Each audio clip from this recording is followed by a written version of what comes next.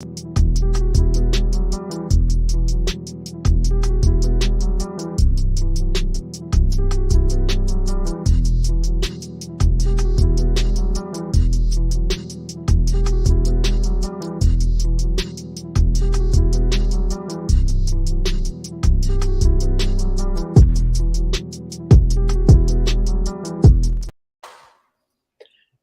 up? We're live. I kind of called for it. I was like zoned out. We're live. Steve just moved to Shreveport, Louisiana for a little bit of a film venture, and he's in an empty room right now. So, not backdrop from LA, but, for those who don't know, we moved to LA back in 2016. I moved back to Philly in 2020, and Steve took this leap in 2023 to follow, what he's been doing. So, that's kind of a bit about us and where we're at right now. I feel like I'm in a different spot every time we do the show. So I'm hoping I can be in a steady place for a little bit here. Yeah. Need some furniture, some wall decor in there, but just throw up like some Eagles stuff right in back of you there, and it's just like it'll just be an empty room with your Eagles stuff in back, and it's like, this is where I do my my web series show. So exactly. Definitely excited to see what's to come with what you're working on over there. But Eagles get their guy, Jalen Carter, in the first round. The top 10 shook out very in a way where I wasn't super surprised by a lot of the picks, but some of them I was surprised, and some of the picks that didn't happen, I guess, were more surprising. And where guys ended up was a little surprising as well. So first big thing to me was that Anthony Richardson to the Colts fourth. I mean, I really didn't think they were going to go with Anthony Richardson. I love Anthony Richardson, great prospect, physicality, guy that can make plays, and you just kind of have to, similar to what we did with Jalen Hurts, teach him, he not really teach him, but he just has to learn, experience, obviously teach him. But, as time goes on, he'll mold in. But I think the top two picks were very obvious. Yeah. The Will Anderson trade was big. And then, you were talking about Will Levis before. Do you think he was going to go in the top 10? I mean, I think that the Colts really had their eye on him. And the fact that a team would have traded up for Anthony Richardson, who I think is going to be the best QB out of all these guys. Some team would have traded up into the top 10 to go get that guy, I'm convinced. But I kind of thought that Will Levis was going to go to the Colts. And when he didn't, and obviously he fell to the second round, I think that changed some things. I think some teams were probably thinking that, we're going to be able to trade back and maybe get this haul. And when you do trade back, of course, you get some compensation. But when you're trading up for a quarterback, if someone's like, that's my man, like they have to give up more because the other team knows that. And I think that maybe teams like, the Lions, even maybe like, the Seahawks, I think kind of anyone after 4 was thinking that they would probably have to, they were going to get a good haul and maybe talking about trading back. But then I think the Will Anderson trade up, that kind of changed things. But then I think the Colts thing really kind of changed, had a domino effect on the top 10. Yeah, that's true. But even with that being said, you had, I think, what was the big turning point in the top 10 was Devin Witherspoon going 5th. Not to say he's not a great talent, but that is super high. And I just didn't think we were going to see a cornerback like we saw last draft when Sauce Gardner and Derek Stingley went so high. I didn't think that we were going to see a corner go that high. I thought these guys were going to go after 10 at the earliest. And when they picked Devin Witherspoon, then the Lions come up and you're thinking this could be the spot for Jalen Carter, and they trade out. So they still ended up doing what you said and got a pretty nice deal for the Cardinals moving back. They went and pulled the maneuver that Miami did the year that we got Devontae Smith, where they moved back with us and then they moved back up to get, or they moved back with somebody else and then they moved up with us to get Jalen Waddle. Yeah. So that all happened kind of before the draft. because they wanted Jamar Chase, and he actually got picked by the Bengals the pick prior, so they kind of risked it and ended up with Jalen Waddle. But similar, the Arizona Cardinals, they move back and then they come back up, and they get Paris Johnson, and then I'm like, okay, now teams are going offensive line, and then the Raiders obviously go with Tyree Wilson, and then we were all in the live draft, and we start sweating, like, now it's Bijan and Jalen Carter. They're right there. Yeah. As long as the Falcons and the Bears don't go Bijan and Carter back to back, we're feeling good. Right. And, this is just all me, how I was thinking. This doesn't mean Howie was interested in anyone specifically, but that was what I was thinking is Bijan. I just want one of the two guys to be on the board so I can see if that's who they wanted. And the Falcons take Bijan, and I was like, great. Now we have to hope the Bears don't want Jalen Carter. We're not gonna have him there available to take. Obviously, they didn't want him. The Eagles make the move up so that no one else made it. Just one spot, and they pick Jalen Carter at 9th, and then the Bears take offensive tackle at 10. So that made a lot of sense in terms of them wanting an offensive tackle. It made sense to pick up an extra pick because they knew the Eagles weren't going to pick one. Like we said the whole entire time, they're not going to pick an offensive lineman in this top 10.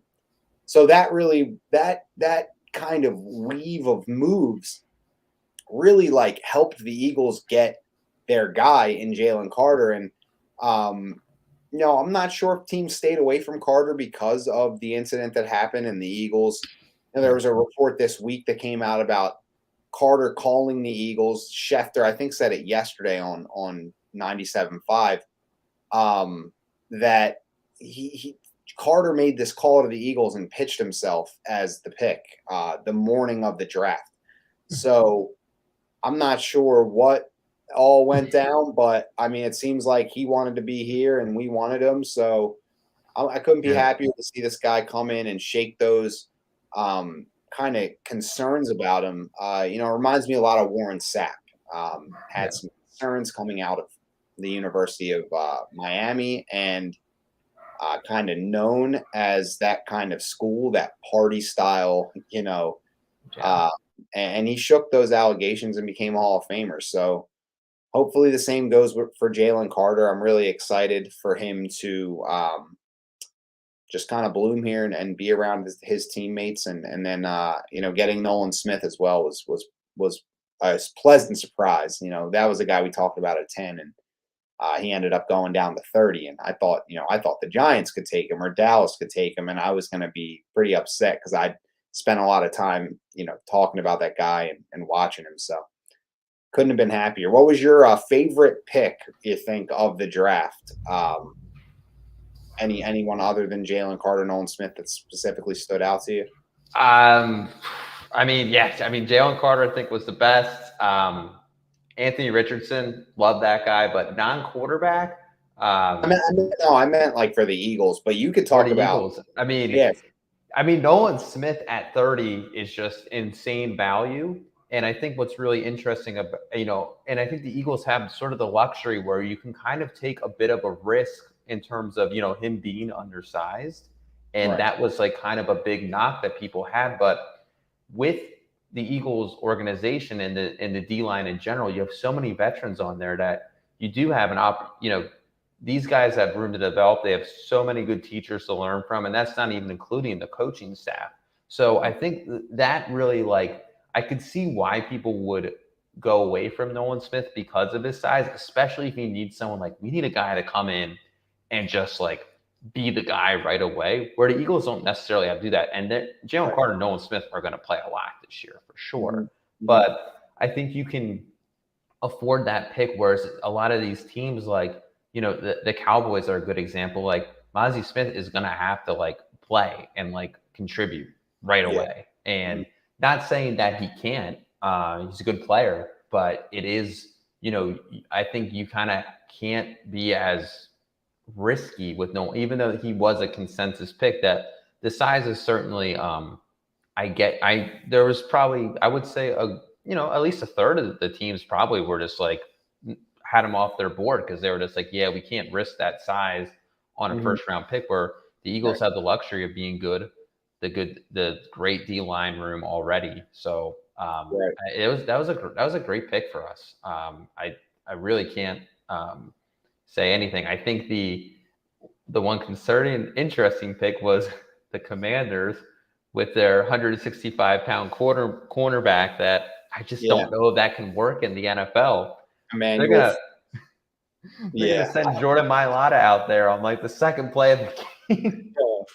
Just eat him up. I mean, he would eat up a 220-pound corner anyway. So it's like, I don't know if that, is going to change either way if Jordan Mailata is coming at you. But I feel like Washington is so simple-minded, and they were like, well, the Eagles have a 170-pound receiver that we can't stop. So why not get this like cornerback that's built similarly like that?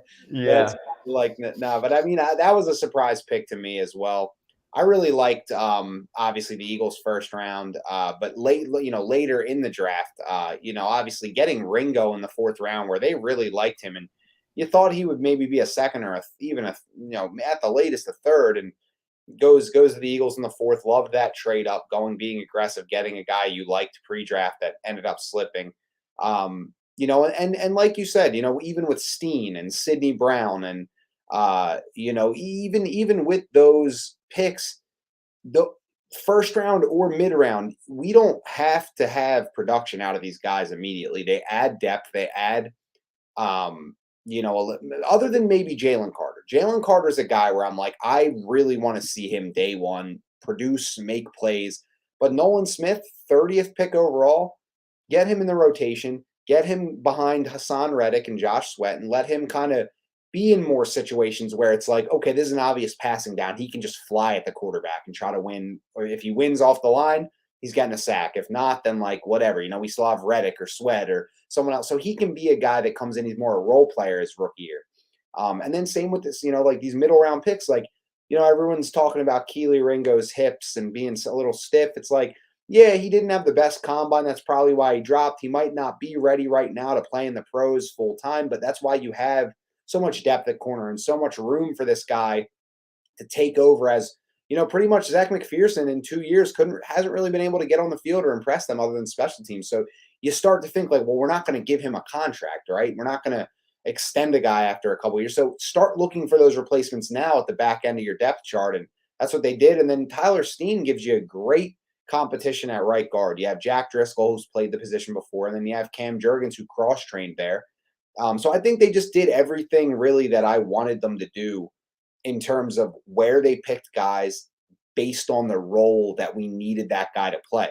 The biggest role we needed in the top was, to me, was we needed a defensive tackle to take the snaps from Hargrave, and then we needed a running back. And guess what? Fourth round 2024 pick, DeAndre Swift. After you get Jalen Carter, you start thinking, how are you going to get a running back? And I mentioned Dalvin Cook as a potential trade candidate this offseason. Joe Mixon was a potential trade candidate this offseason, but we'll see about those guys. Then you have Zeke is in free agency, and you were thinking about and anyone else. Maybe Bijan was the other guy I talked about. So there was options. Bottom line is there was options, but you needed another guy to add to Penny. And when Jahmyr Gibbs went 12th, which was probably the biggest surprise of the first round, if we're being honest, it made Swift immediately available. And the Eagles went and they ran up and got on the phones. And, I heard there were other teams, the Cleveland Browns wanted to trade for DeAndre Swift. The Eagles beat them to the punch. They got the deal done. They brought Swift home.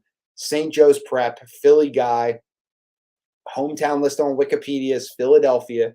So it's back. He's back here, and we're back up and running with a really good stable of backs. So I think they did so much really well this draft, not only with the positions and the guys they got, but where and what assets they gave up to get the guys based on the role they needed them to play. And that's really the biggest thing for me was get value out of these picks. And I think they did that very well. And that's even regardless if the guys work out to be good players or not. Of course, that's the last piece of the puzzle. But the way they operated was just very, very airtight, pinpoint. They got it done, and now we're just waiting to see rookie mini camp tomorrow. Yeah. First rookie mini camp. What are you looking forward to? I mean, what is there to see with these rookies? I know it's not going to be an intensive thing. It's just going to be a first look at these guys, but what are you looking for? Yeah, I think just, them just kind of acclimating themselves to the system. I think you said that like so perfectly that, they picked the guys where you wanted to see them based on, need and value. And, these guys, these later picks, anyone but Jalen Carter really has a good opportunity to develop and get better. And I think that gets really lost in, a lot of teams' mindsets where they want these people to come in and contribute. It's, these guys are 21, 22 coming out of college. They get better when they Right. turn 25, 26. Some people, it takes a little bit longer. Right.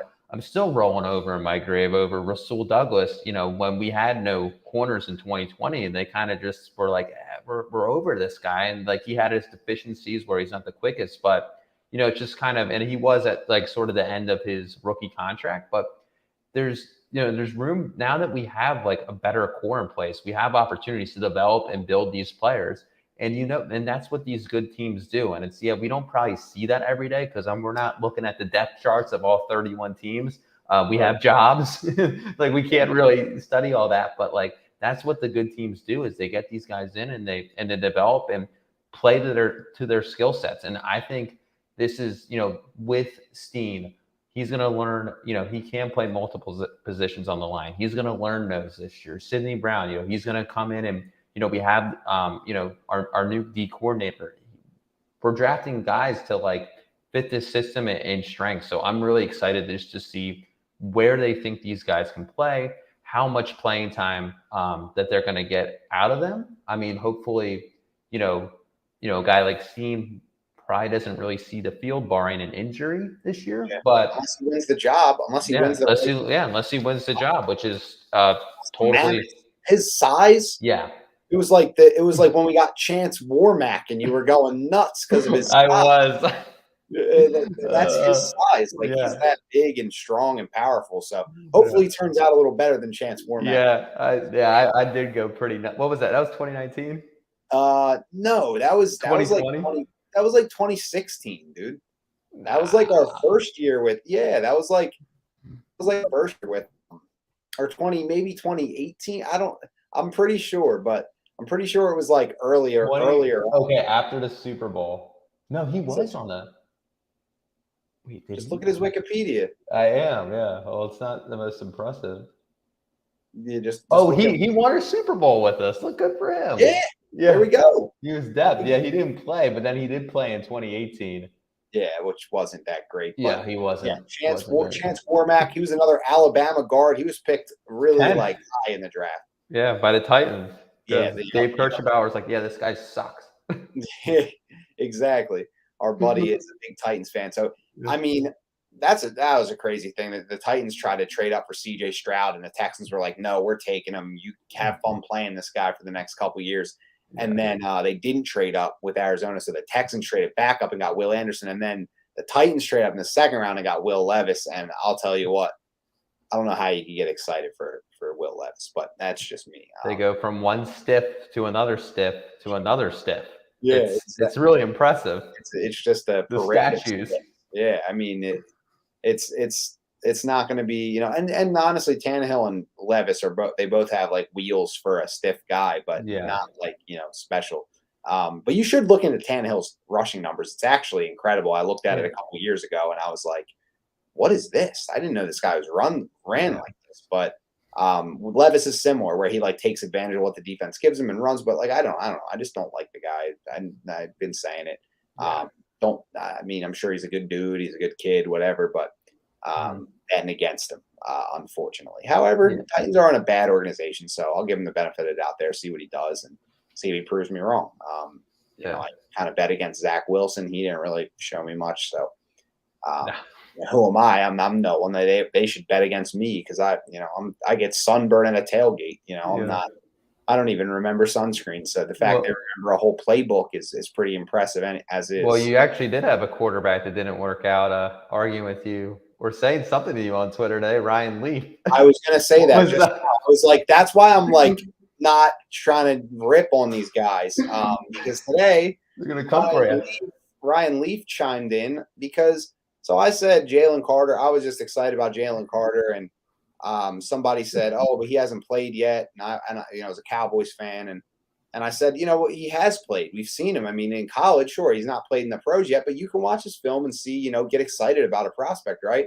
And he said, "Well, yeah, but Ryan Leaf looked good on film too." And I mean, yeah, I guess so. And then but I said, like, that's kind of ridiculous to just bring up a guy that didn't work out just because you don't want Jalen Carter to work out. Like, yeah, I mean, like I brought up earlier, Warren Sapp had great film too. Why didn't you say that? Like, there's plenty of guys that went on to be Hall of Famers that had great film, but of course he mentioned, well, Ryan Leaf did, because obviously he didn't work out.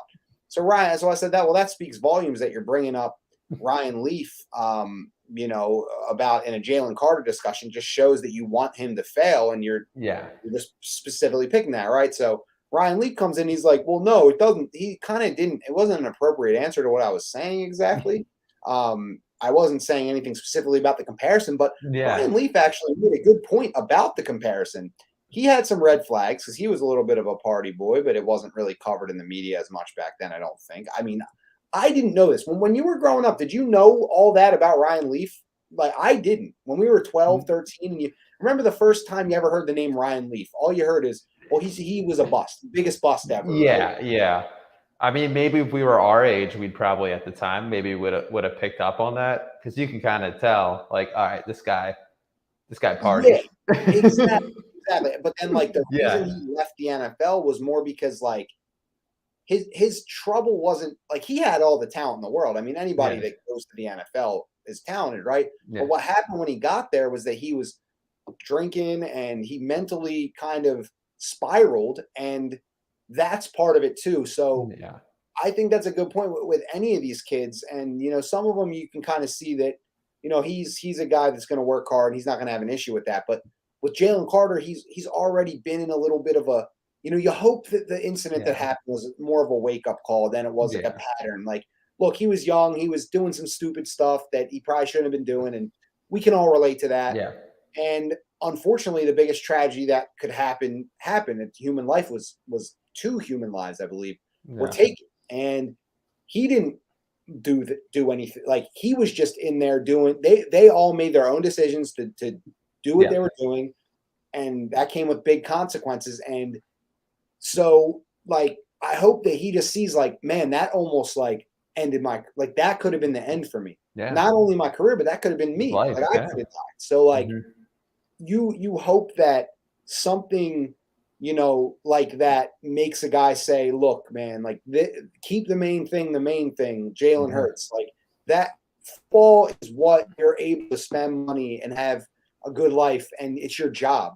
So, like, that comes first, because you wouldn't have all the other stuff without that. So I hope that this team, like, I hope Jalen Carter, when he made that call to the Eagles and told them, you're going to get the best version of me, and you're going to get the absolute hardworking culture guy that I can be, leader for this franchise that I can be. I hope that he was telling the truth, because I've been in interviews before where I've said a bunch of stuff, and then I get the job and I'm like, this job, I don't know, man. Like, I'm going to mail it in and just get the check. And, like, in college you have the serving jobs, and you're like, all right, I'm tired today. I'm not putting my all in it today. I want to get out of here early. I want to go out. I want to do this. I hope that that's not the version of Jalen Carter that we're going to get. And I've never heard anything about him being a party guy specifically. So this kind of goes for everybody. When you draft these guys, you really hope that their motivation comes from the sport and playing and being good at their job and passionate about that before the lifestyle comes. And lifestyle doesn't necessarily even have to be a bad thing, right? Ben Simmons, he doesn't do drugs. He just loves being seen.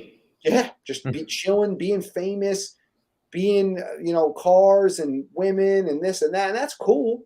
But, like, obviously that catches up to you if you're not putting the work in. If you're not getting better, you end up, not on, you end up on the outside looking in. So hopefully, I mean, you got the guy you traded for, Harden, that pipes it up and he still crank it. Yeah. So you can. I mean, I'm sure. I think Jalen Carter and Fletcher Cox are going to get along, because Fletcher Cox has that little bit of a nonchalant kind of attitude. He loves football. Like, he is all about football, but he has his fun too. He does. he does the things he wants to do and has fun. And Yeah, you that's a know, a good lot of dude. guys do. I'm sure, you know, a lot of these guys do. So, but you know, with the leadership we have, I'm not too worried Yeah, about it. And being around his teammates from Georgia, they got to turn this thing into their thing. yeah, Philly's got to be their thing now. You know, they can't treat it like it's just, oh, you know, we're here, we're the Georgia players, we're just gonna yeah. like do whatever. Like, nah, they got to be like, look, man, this is a new start. Mhm. Philly, we're coming, we're working. Like Jordan Davis and N'Kobe already know what it's Yeah, like. Like they're not gonna come in here and think this is like something they can horse around. So, yeah, you know, I have confidence in him. I have yeah, confidence in everybody, and Jalen Carter, I buy into it. And until he gives me a reason to believe that it's not the truth, because you see him on tape and you're just like, man, this guy has the physical ability and tools to be one of the best defensive linemen we've seen in the NFL in a while. yeah, You know, right up there with the Jeffrey Simmons and the Aaron Donalds and the prime Fletcher Cox. You know, the 10 sack defensive tackles. yeah, You know, that also play the run well and just do everything well. So I think Jalen Carter, you know, untap that potential and your sky's the limit for him. You know, as time, like you said, guys take a while to get better.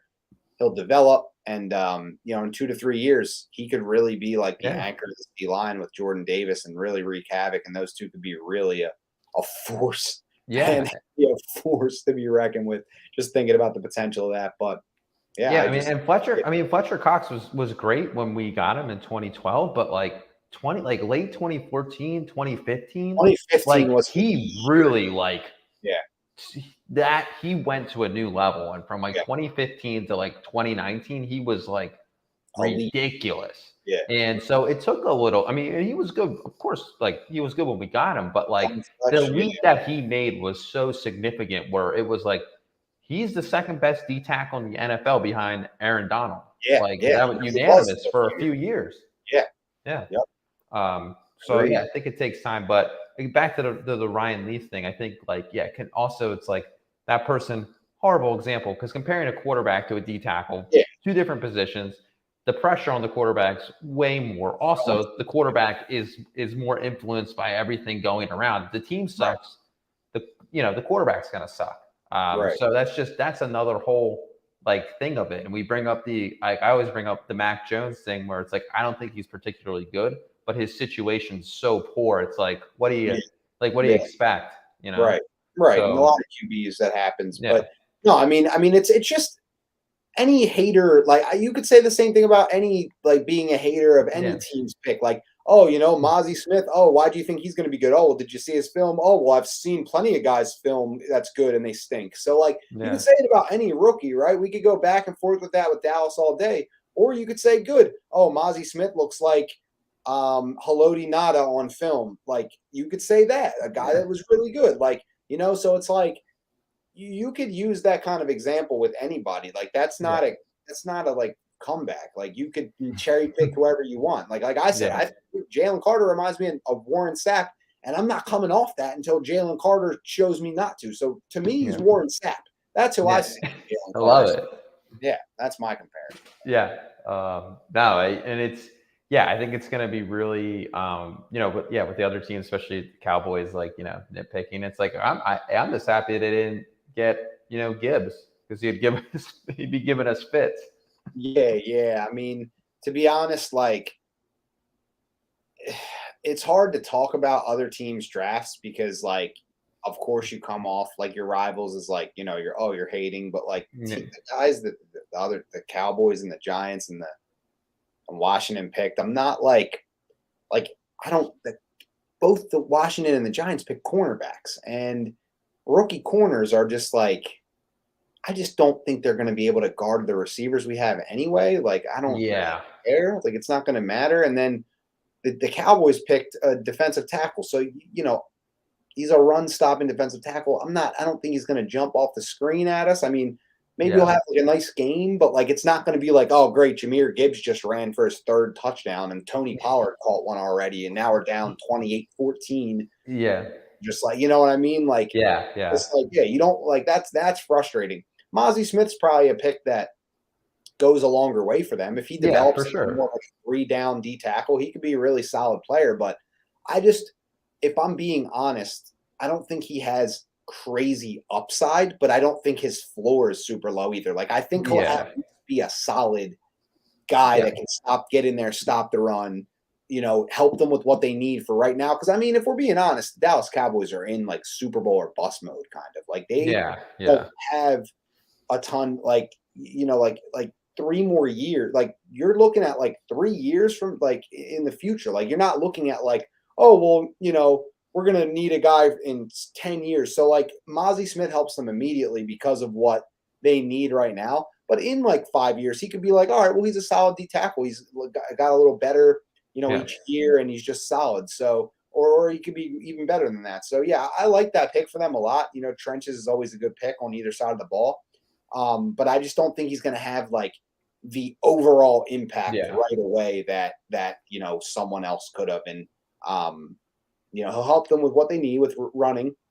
I'm not worried about nobody stopping the Eagles' run game though, because it's just impossible. So they'll do well against other teams, but I think that I think the Eagles made out the best in the division. I mean, it's easy to say because we were positioned to make out the best, and but we had a lot of holes to fill too. When you go to the Super Bowl and you had a lot of guys on the 1-year deals, they're going to leave, and that's what guys left, and we needed to plug those holes up, and most importantly, Jalen Carter filling for Javon Hargrave. And I still think the Eagles aren't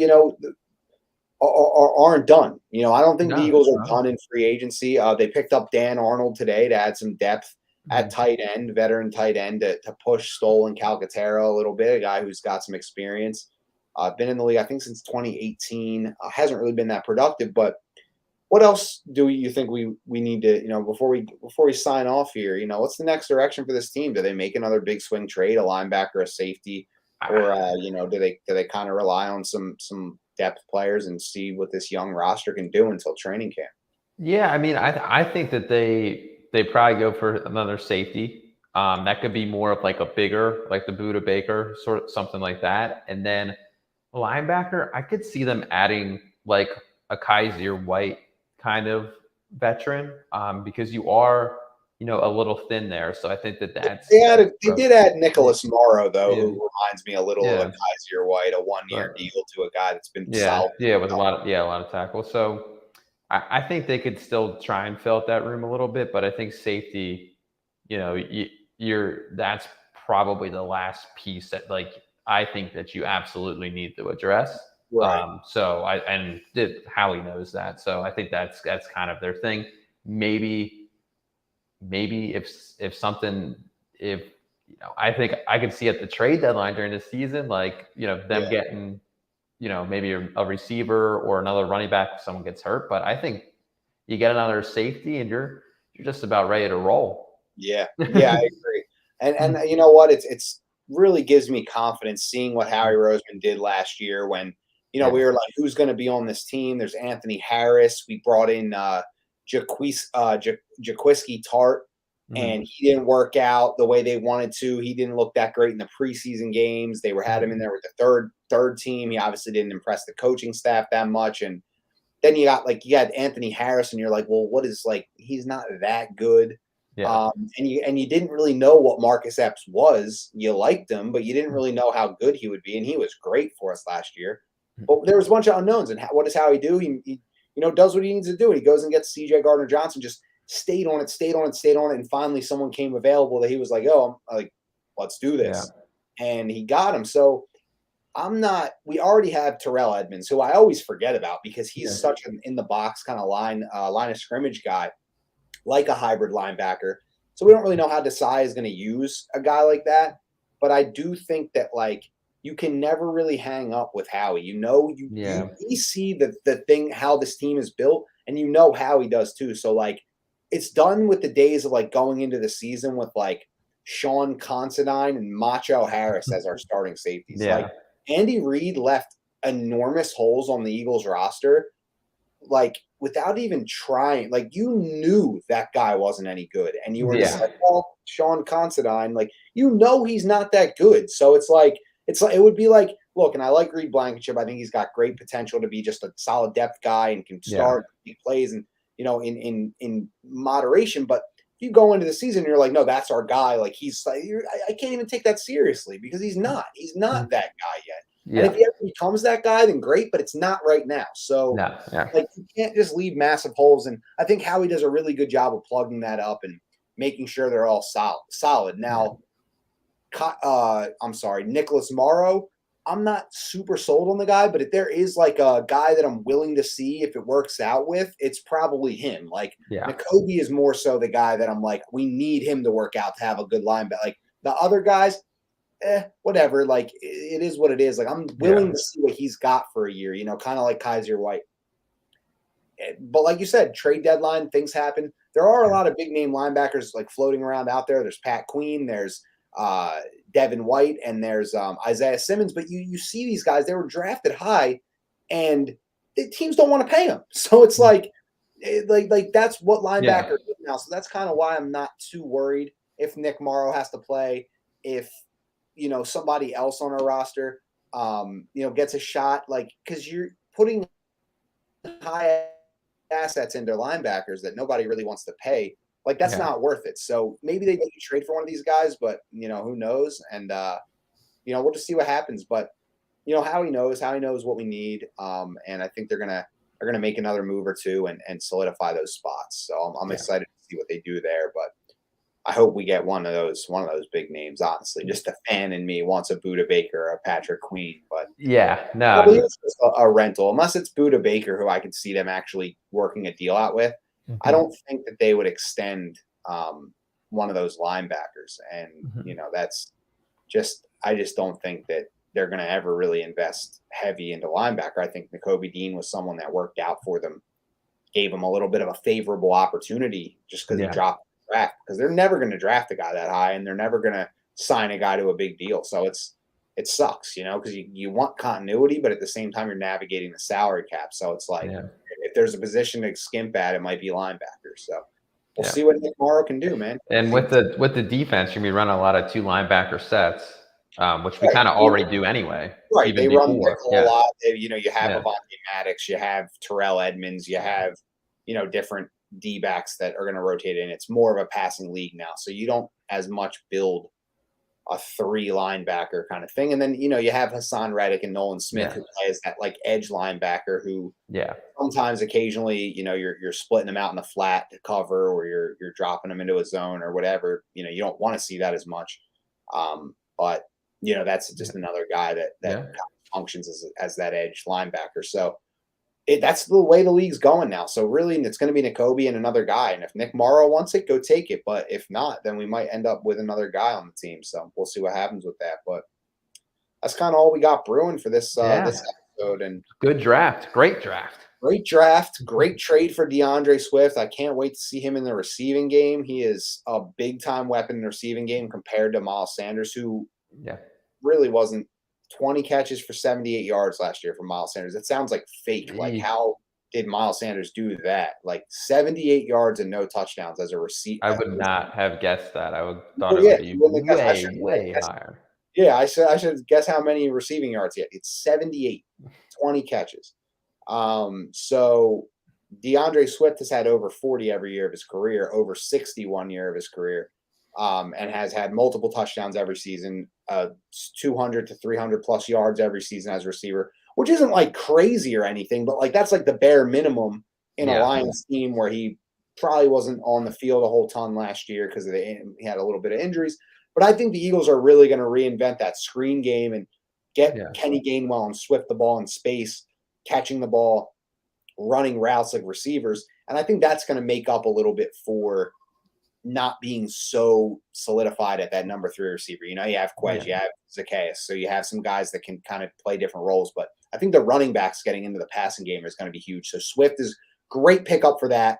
And then you got the rookies.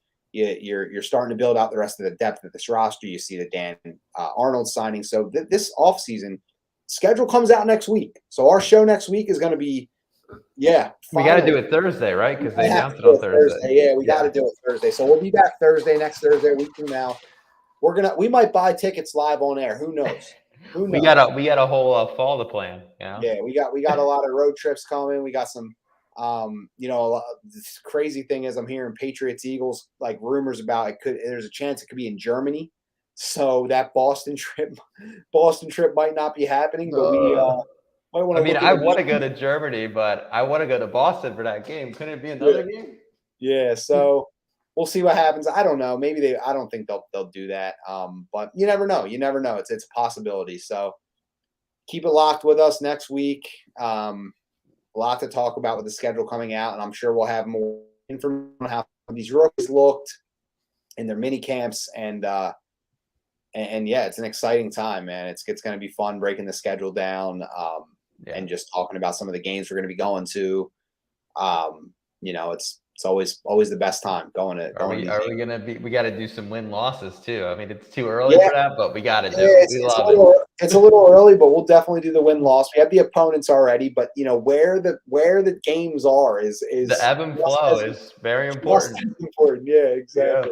Yeah. So we'll do that. We'll do that next week, and appreciate you guys for tuning in, sticking around. Jalen Carter is an Eagle, as the video is titled. And we couldn't be happier. And we got our man. Nolan Smith as well. But yep, Jalen Carter, man, all eyes on him. Thank you again for rocking with us, and we'll be back. We're kicking in next week, so get ready for the schedule and go Birds, baby. Let's go.